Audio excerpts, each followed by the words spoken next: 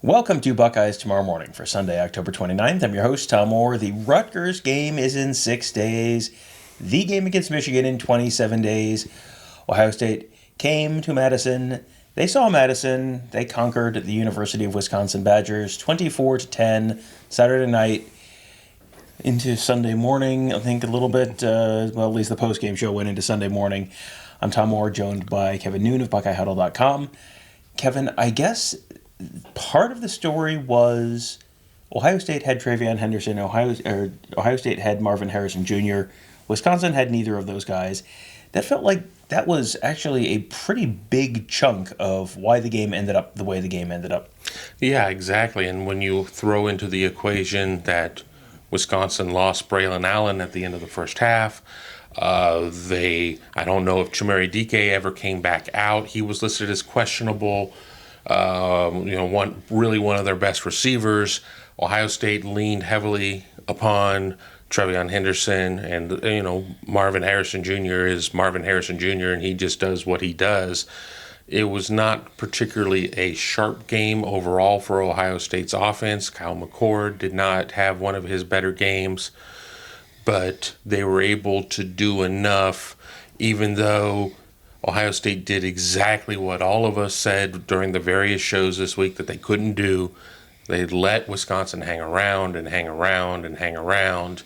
And even though Ohio State had, I think it was a touchdown lead around the time that everybody decided to jump around, I don't think that there was a lot of concern amongst Ohio State fans that they weren't going to win the game. But I think there are going to be a lot of people who are like, we're looking at 8 out of 12 games right now. Do teams really make improvements down the last third of the season? And I think that can be up for debate.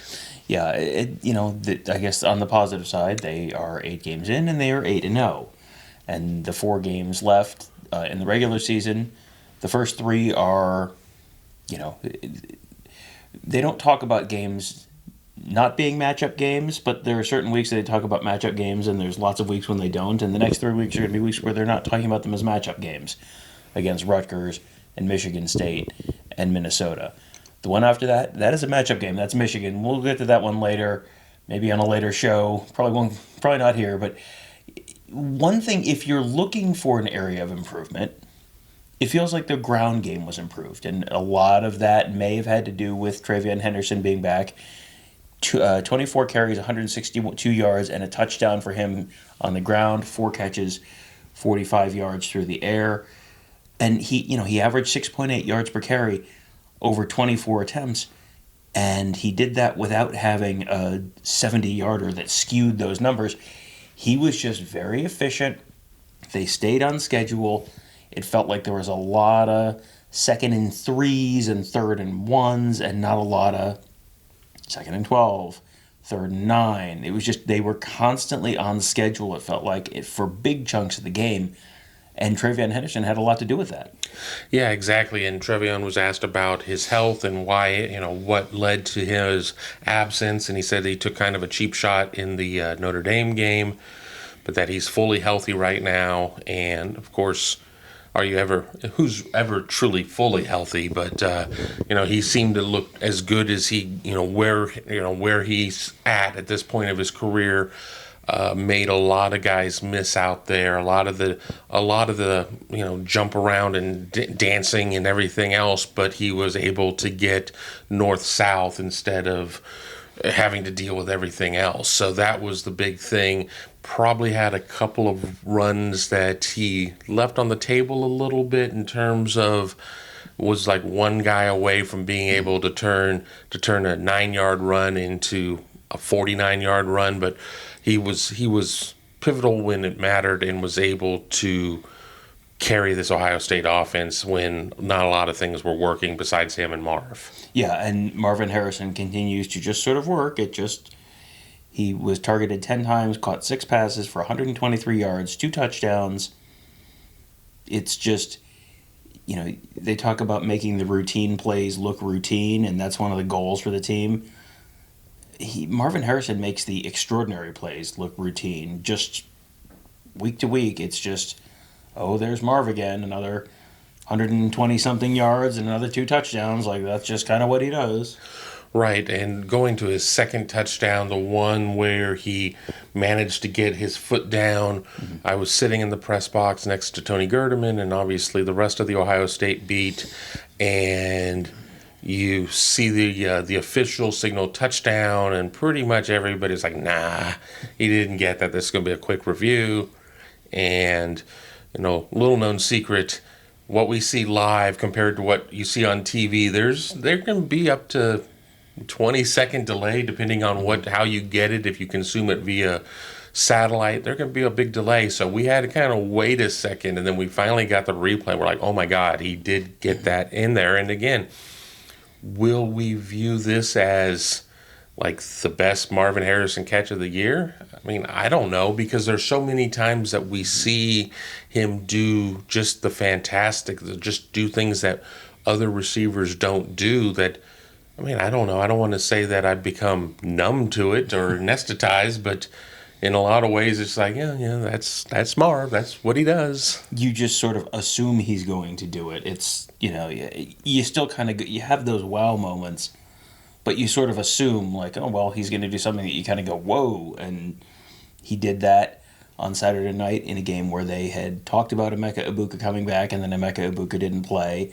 And Julian Fleming got banged up a couple different times and kind of left and came back and left and came back. Cade Stover, who was one of the other big receiving targets, had 0 targets on the night. No catches, no targets. And it was just sort of Marvin Harrison. And a couple other guys did a little bit of something, but it was really Marvin Harrison and TreVeyon Henderson a lot on the offensive side of the ball. And on the defensive side of the ball, this was another really good performance from the Ohio State defense. They held Wisconsin to 6 of 16 on third down, 0 for 2 on fourth down, 4 yards per play on average for the Badgers. First 5 drives of the game, Ohio State's offense came out of the gate a little bit slow. First 5 drives of the game for Wisconsin, a total of 42 yards. This defense, I know a lot of Ohio State fans are kind of wondering, is this really, is this defense for real? Is this just a function of playing bad offenses all season or for long stretches of the season? It is starting to feel pretty darn real.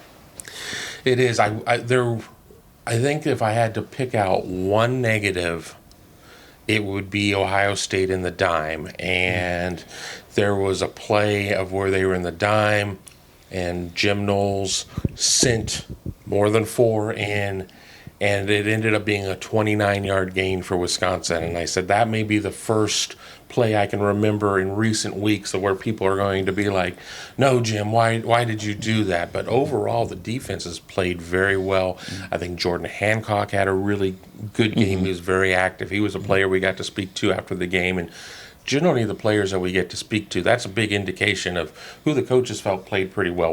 You had a bad game, we're probably not going to get to talk to you. You had a good game, still probably not going to get to talk to you because, we got a plane to catch, we got to get out of here. But with this type of win, we did get to talk to 5-6 players. A scary moment, JT Tuimoloau got hit by Jack Sawyer when there was kind of just a collision that happened. JT was on the ground for a little bit. You could tell that he was still sore. Everything hopefully will be okay there. But, the defense is just very consistent. And at the time that we're recording this, the NC2A site I don't think has updated its numbers yet because of whatever's going on out in Hawaii. I think there's a Hawaii-San Jose State game that's still ongoing at this point. But, Ohio State's numbers are real.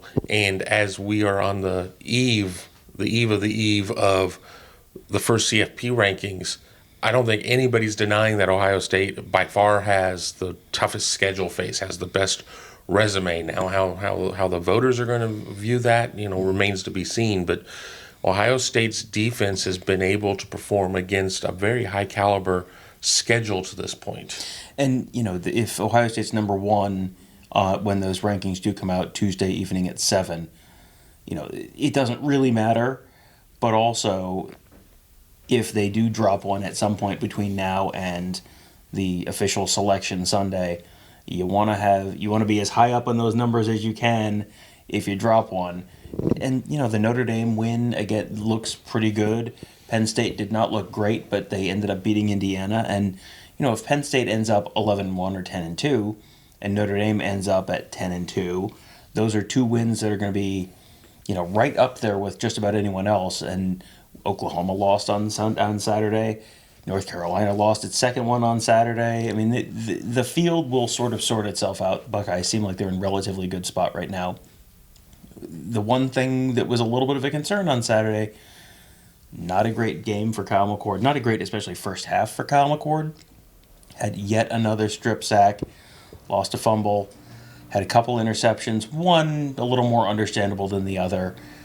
His top-line numbers look fine. 17 of 26 for 226 yards, 2 touchdowns, 2 picks, completing 65% of his passes, threw for 13.3 yards per completion, 5. No, I can't do a little under 10 per attempt.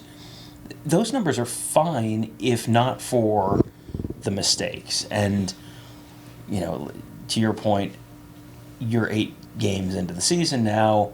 How much better is it going to get? And how much of that, how much better will it get if Emeka Egbuka is back out there?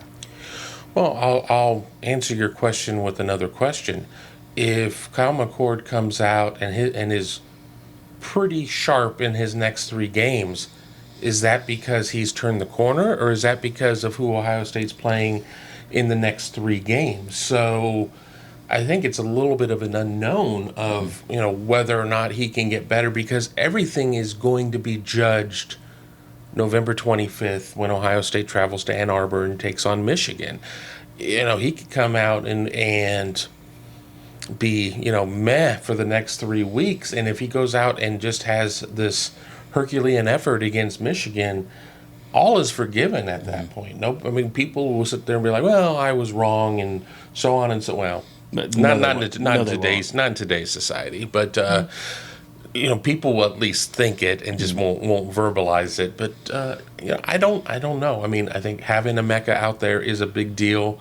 Let's remember, Ohio State last night, I guess it is last night at this point, didn't have Emeka for large stretches. Didn't have Julian. So you had Marv.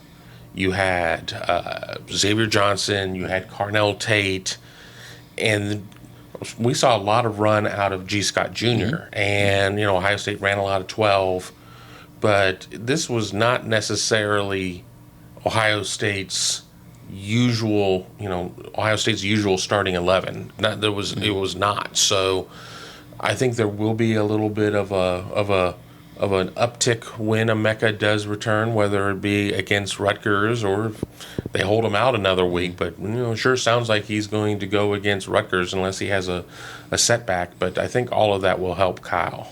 And, it has sounded like he was going to go against the Badgers, and it sounded like he might have gone last week against Penn State and 0 for 2 there. We will see if he is back on the field next Saturday at Rutgers. We will be there, of course.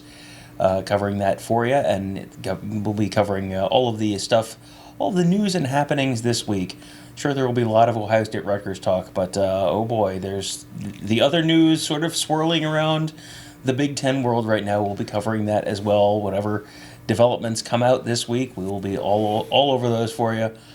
There should be we'll be heading into November, which means the early signing day is just over a month away now. So we'll have plenty of recruiting coverage from Mark, plenty of X's and O's and scheme stuff from Ross and the rest of our team of X's and O's gurus, all at BuckeyeHuddle.com. So sign up today, become a member.